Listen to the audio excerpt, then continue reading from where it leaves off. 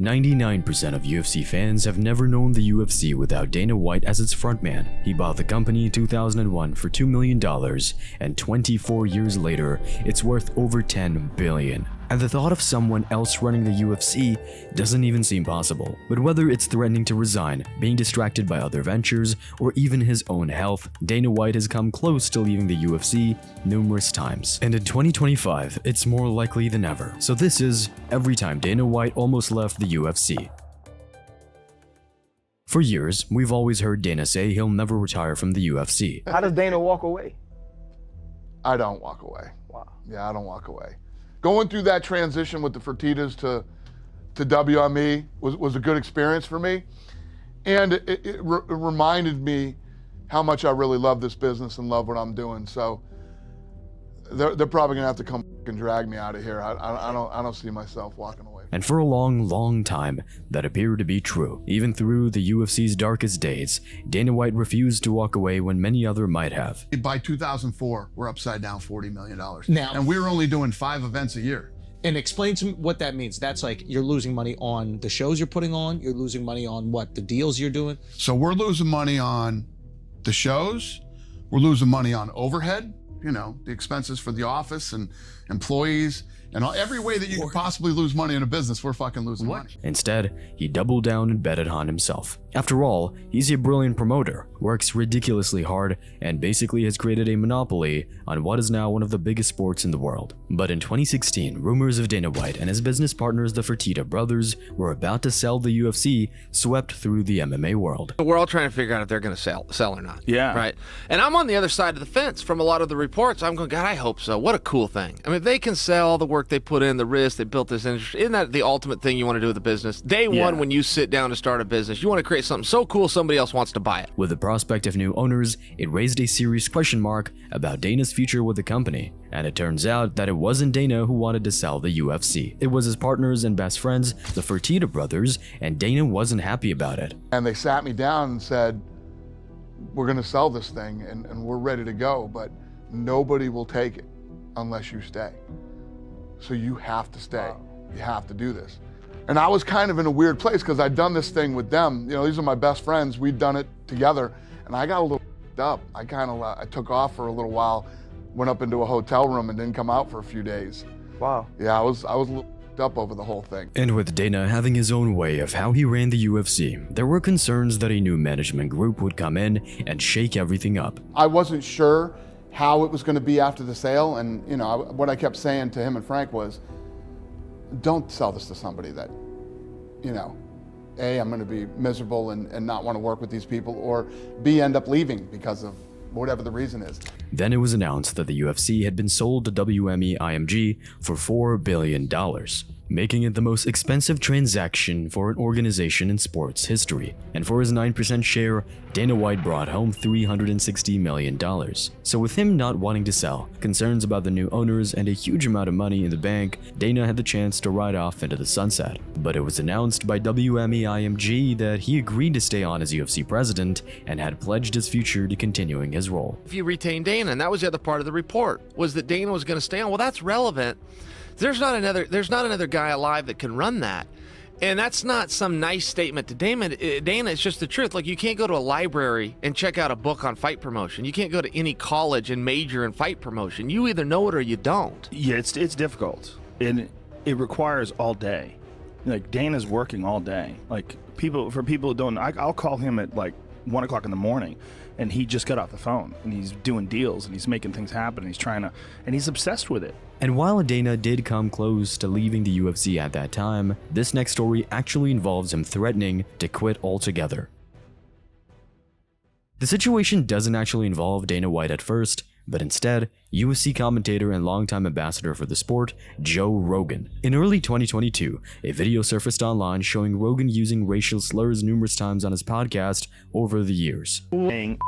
She's calling you a like this boy that and starts calling them For whatever reason, someone had gone through hundreds of his old podcast episodes, found anything remotely racist, and grouped them all together in one video. And immediately, the online community at large were trying to cancel Joe Rogan. In fact, a bunch of Rogan's podcast episodes were removed from Spotify as a result, showing they'd bowed down to this overwhelming pressure on social media. But then, the calls came for Rogan to either step down from his commentary role with the UFC or for the owners to fire him, and he issued a big apology. The most regretful and shameful thing that I've ever had to talk about publicly. There's a video that's out that's a compilation of me saying the N-word. It's a video that's made of clips taken out of context of me of 12 years of conversations on my podcast, and it's all smushed together, and it looks horrible, even to me. It was this huge online whirlwind that left the owners of the UFC with a major PR problem.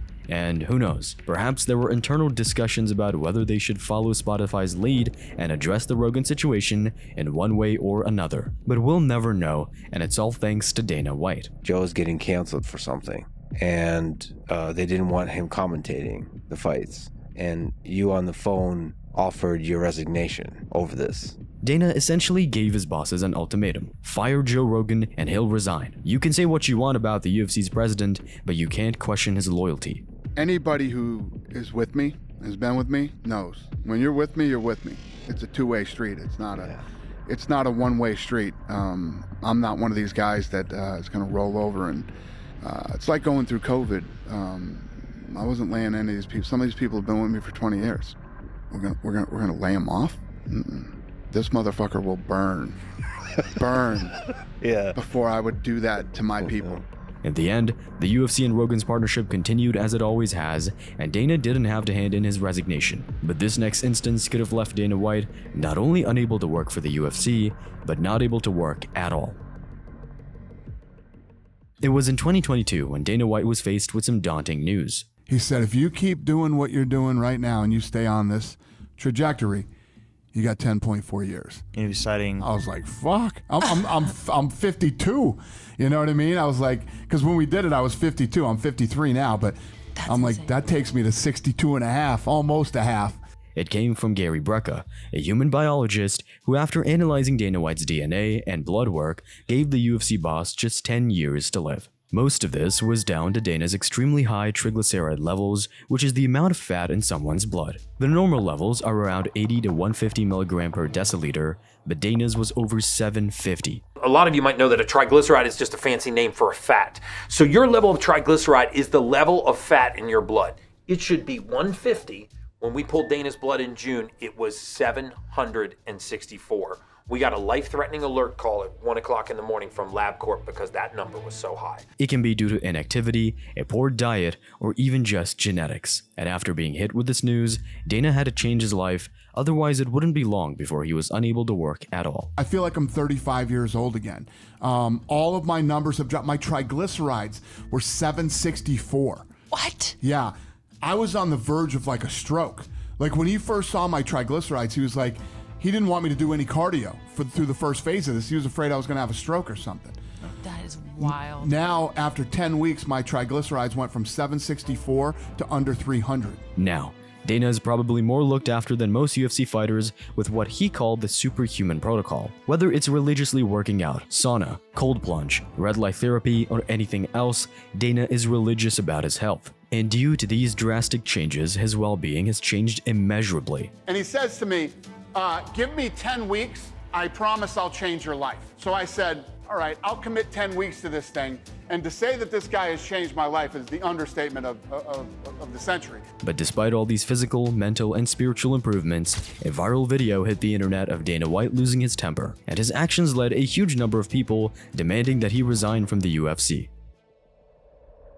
The incident went down in a nightclub in Mexico on New Year's Eve of 2022, and a video of Dana and his wife Ann both slapping each other went all over the internet. The video, obtained and published by TMZ, shows White grabbing his wife's wrist as she tries to walk away and Ann slapping him. You can see Dana's wife slapping him, and in response, he hits her back. Men are told to never raise their hands to a woman, and especially not your wife. I can't believe that there are people online that are actually defending Dana White's actions.